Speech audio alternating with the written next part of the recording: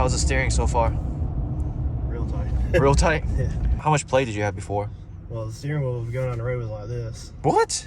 And then you'd have to get it about right here to be able to pull it back over. Are you serious? So I was driving on the road on the way here like this. It was that bad. Today we're going to be talking about the #1 weak point on these GM trucks. Make sure to stay tuned and let me know if you run into any of these issues on your truck. Let me know if you agree with my recommendations. And also, if you like truck content like this, informative videos, let me know. Hit the subscribe button for more informative truck videos.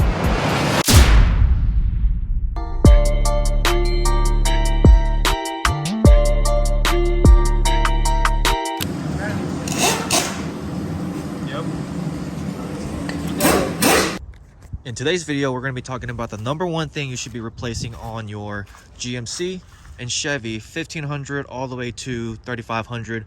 But for this video, we're going to be focusing on the 2500s and 3500s specifically. Now, this truck came in for really sloppy steering. So you guys will see later in the video, Devin mentioned the steering would have probably like 4 to 5 inches of play while he's driving. It would be right here trying to keep it straight, and then to move it back to the center of the lane, he had to go all the way like to 1 o'clock to 2 o'clock to get the truck back into the lane. So that is very unsafe.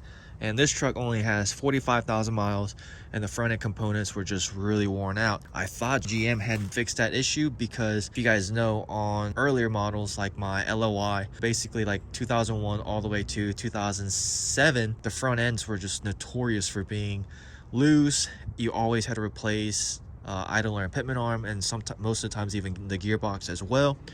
And my LML was actually a lot better. So I thought GM had fixed that issue or had kind of upgraded the front end components to kind of fix that, but I guess they didn't because this is a 2017 L5P. This truck had loose steering just like my LLY. Actually, I think this one was a little bit worse than the LLY. I could understand it if he had like really wide offset wheels, 14 wides, like how all of us are running. 14 wides. I mean, I got 14 wides and 2-inch spacers. I could understand it if that was the setup that he was running for 40,000 miles, but for the most part, I think it was stock, and then they had recently put 20x10s with 35-inch tires. It does have 3.5-inch leveling kit from Rough Country, and I'm not a fan of any leveling kit that's 3.5 inches. In my personal opinion, 2.5 should be the most you should go. Maybe 3 is pushing it, but 2.5 should be the most you should go on a leveling kit. So I'm not a huge fan of that kit at all, or really any kit that tells you that you can go up 3.5 inches. But yeah, I'm really surprised that this truck, the idler and pitman arm and tie rods, wore out that quickly. Gray has a center link, tie rod, and idler and pitman arm. This truck is a little lower than mine, so it's kind of hard to show, but here's the tie rod. So let me just show you guys my truck.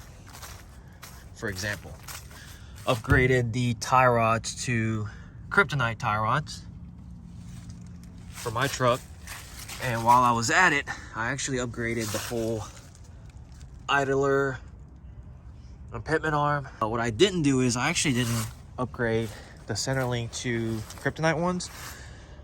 Thinking about it, I'm not really sure why I didn't, because I had the opportunity to, but the reason why I didn't is because I read somewhere a long time ago that you lose turning radius if you go with kryptonite center link, so maybe that's why I didn't do it.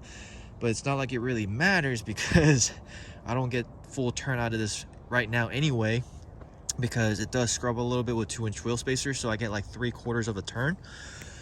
So maybe that's why I didn't do it, but factory center link seems to be doing pretty good. Down the line, I am going to be upgrading to kryptonite ones, but this truck got the full package, and it seemed like it was turning pretty good. And now my truck only has 25,000 miles on it now, 27,000 miles actually. And when I lifted it, I think I had about 20. So I definitely didn't need to replace the idler pitman arm and the tie rods. But like I said, whenever I do work on my truck, this is like my 4th or 5th trucks that I built on YouTube. And I've learned from my previous experiences that if I'm lifting a truck, I'm at a point where I'm going to upgrade all the weak points on my truck, on my vehicles. So with that being said, L5P, the steering was really good.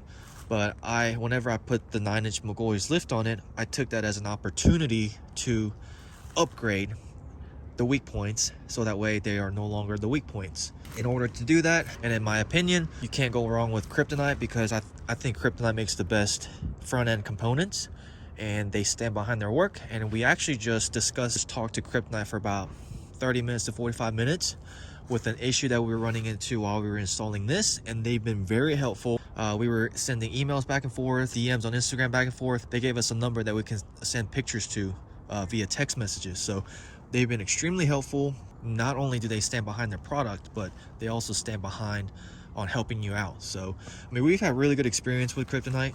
Me personally, I've had really good experience with Kryptonite. So that's one company that I will always use with my truck to upgrade my components. And oftentimes I let people drive my truck. Steering wise, this thing feels like Stiffer? Yeah, it's so much stiffer. Just to let them feel the differences between stock steering versus upgraded Kryptonite parts.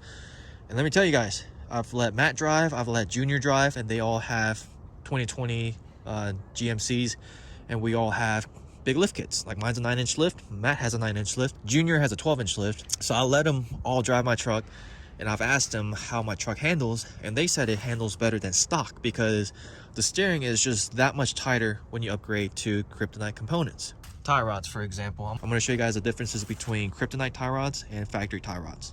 Look at that difference. Kryptonite tie rods versus stock tie rods. And then even just idler and pitman arm differences. It's ridiculous how much beefier it is. We got the redhead gearbox right there with Kryptonite pitman, stock pitman, and stock gearbox. So whether you have a stock truck or a modified truck, if you want your steering to be a little bit tighter, I highly recommend you guys upgrading to Kryptonite components. Definitely idler and pitman arm, and while you're at it, replace the tie rods with some beefier ones because stock tie rods are just scary thin. How's the steering so far? Real tight. Real tight? Yeah. The steering wheel's just a little bit off to the left too. This truck has 40,000 miles, 45,000 miles to be specific, and the front end parts were just completely worn out. The idler and pitman arm was gone, tie rods were gone. Dude, this truck actually scoots pretty good for like not being tuned or anything. These L5Ps are pretty impressive. But we upgraded today with Kryptonite's, the whole front end package, center link, idler and pitman arm, and the tie rod. Right now we're going on our first test drive. So you just have a lot of room. Oh man, you could do this right here. You see how it shakes the truck now? Yeah. Yeah, but just loosey-goosey. Really? Yeah. How much play did you have before? Well, the steering wheel would be going on the road with like this. What? And then you'd have to get it about right here to be able to pull it back over. Are you serious? So I was driving on the road on the way here like this. It was that bad? Dude, it was scary bad. Dang. Like when I was saying I was going the speed limit, 65 was scary. Jeez, I would have taken like the back roads here. But now it's actually normal. Yeah.